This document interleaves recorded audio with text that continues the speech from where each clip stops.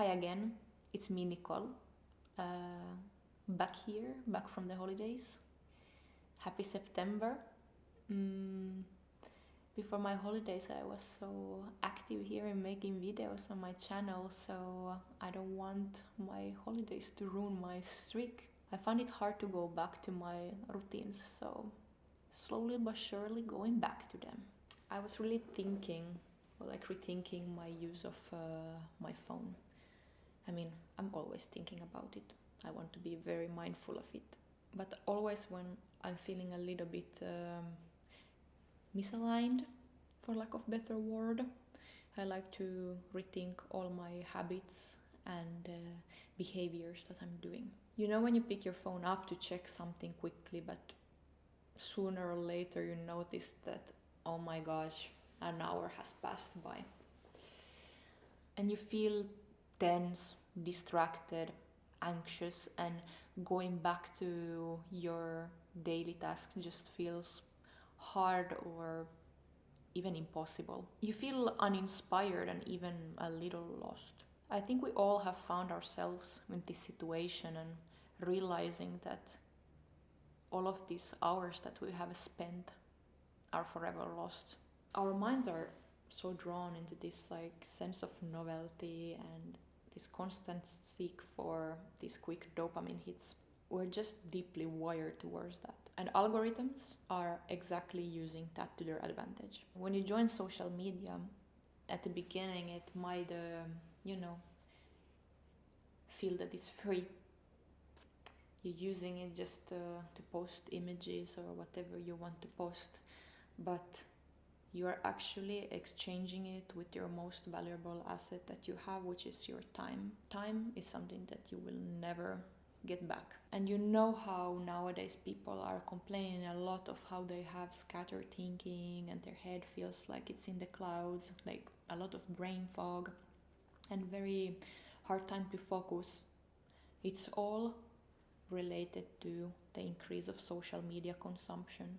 And when you keep on training your brain in getting these constant dopamine hits, it will lead you to procrastination and avoidance of harder tasks and even sleep deprivation, which is one of the most healthy practices humans can do for themselves, because during sleep your body and mind regenerates, the cells get repaired, the body gets cleansed, and scrolling is designed to keep you addicted to these constant dopamine loops. And the more you consume the apps also, it increases your anxiety, your stress, your comparison, and it will have a straight effect to your self-esteem. And I have to say that it's quite scary. It's quite scary if we don't do something about it, if we don't take control of our own behaviors, if we just get some phone dictate what we're doing with our time. And the solution is not to throw your phone away. That's not realistic, and that's not the world that we're living in. It's not like phones are going to disappear anytime soon. Technology is just going to integrate more and more in our lives. And the phone is an incredible tool if it's being used consciously and intentionally. And what we need more is intentional media consumption. And this requires actively choosing what content is being shown in our feeds, which content feeds our values, our goals, our energy.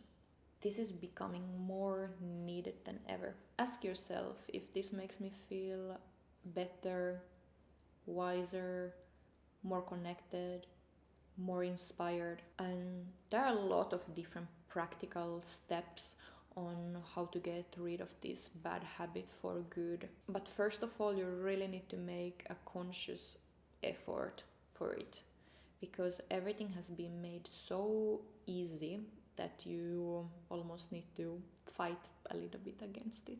And if the consumption is very intense, you need to set very strong boundaries, such as, timers, schedule media windows when you use the apps, or go on a full-on social media detox fully get rid of the habit. But I have to say that for me the biggest impact is to curate my own feed and what I see on my social media apps when I open them. Unfollow what drains, follow what uplifts and makes you feel more confident and inspire you to create. I recently went through my whole Instagram following list because I started feeling that this app was fueling all these things that I mentioned before. I started feeling drained and I started feeling uninspired and I started feeling some comparison. And I personally, I used to follow a lot of people out of obligation. I get to know through work so many people, and then there is this habit of Instagram exchange that you follow all the team members and you very rapidly increase your follower count and your following list fills up with so many lives of people. And don't get me wrong, I absolutely love when people share their life, their passions, their achievements, but for an individual it's a lot of different lives and it's a lot of content to go through and be exposed, and it takes a lot of mental capacity and can impact your clarity of mind. And when you're exposed to so many lives, it really makes you confused of what you want as an individual. And the more you get exposed to many different lives all around the world, the more confused you become on what you want. And you have to realize that exposing yourself to so many lives or so much content has a direct impact in your subconsciousness.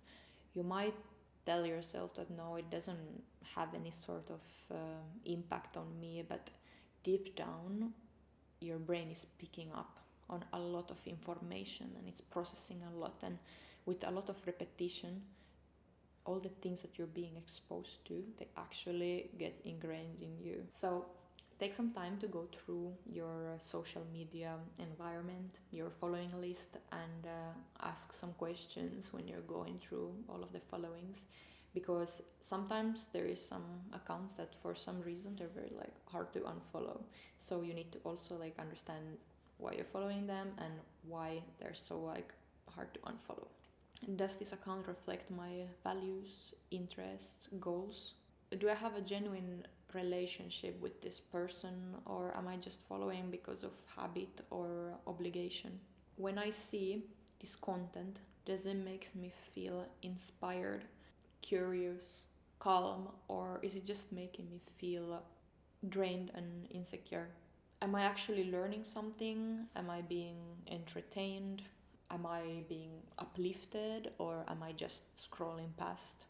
Does it make me think in a different way? Does it make me exposed to different point of view? Or is it just mindless brain rot? If you know TikTok, you know. Would I even remember this account if they out of nowhere stopped posting?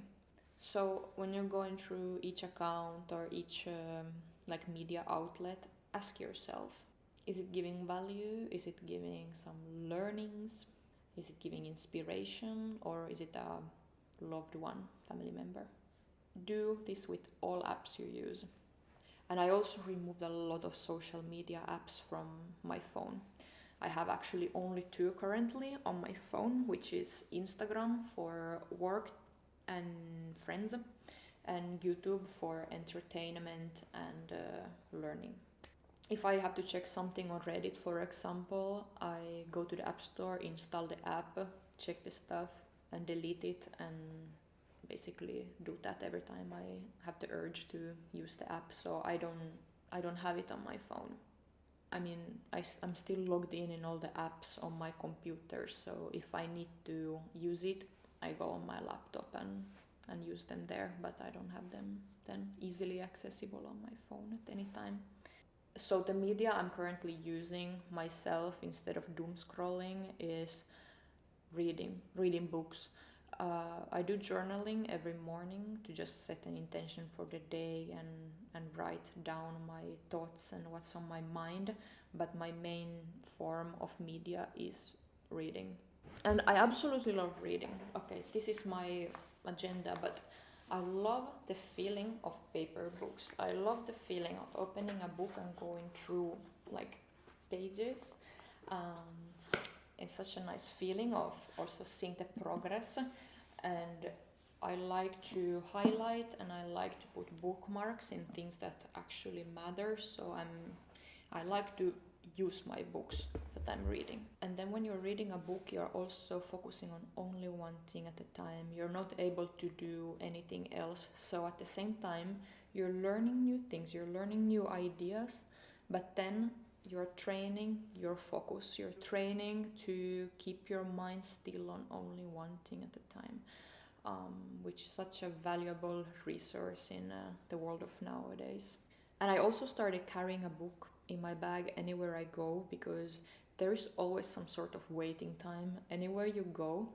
And during this waiting time, you tend to pull out your phone and scroll. But always when you have a book in your handbag, you're able to like pull it out and read it, even if it was for like 5 minutes. And currently the book that I'm carrying around with me is 1984 by George Orwell. I have an itch to go back to classics. I bought this book for a plane ride, but eventually I ended up sleeping for the whole ride, so I didn't read it at all. So now it became my new bag book. And I also have a few other books that I'm reading simultaneously, just for like pure like learning purposes. I actually could show them since they're like just right in front of me. So the first one is Mind Magic by James Doty. It's about the neuroscience of making your intentions come true. This is good because a lot of like these sorts of books are always leaning very like intensely into spiritual aspect, like for example Becoming Supernatural by Joe Dispenza. This book was okay.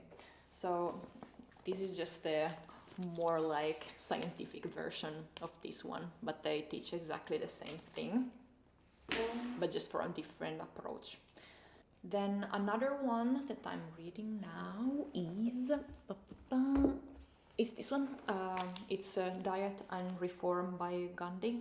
Earlier this year I went to India and I actually picked this one from the ashram of Gandhi. They have a very cute little bookshop there. I love reading about nutrition from different cultures and different people, different minds. It's very valuable in my opinion. And this is a very compact book of his writings about the subjects.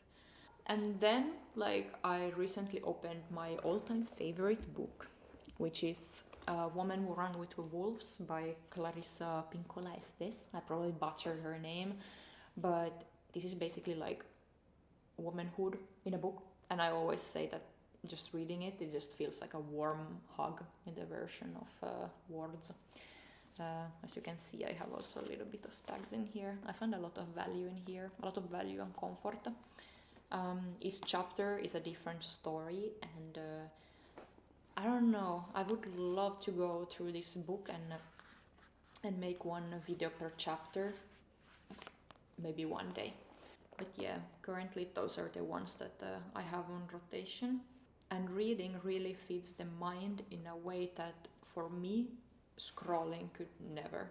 And I feel so much lighter when most part of my life is spent offline, when I am exploring my own interests and my own passions. I get so much more value out of it rather than consuming someone else's life. It's so much easier to connect with myself and explore my interests and form my own opinions, and taking information at my own pace and information that I actually want to consume and not being fed to me. The constant external influence is really making you confused of what you should be thinking. By scrolling, you're really not missing on anything, you're just missing on your own life. And fill your time with content that inspires you teaches you and uplifts you instead of making you feel self-conscious and down about yourself or negative. And then you can really notice the difference in your focus, in your energy and your creativity. Just to end this video, remember that the media you consume should serve you, not the other way around. Thank you for watching. Bye bye.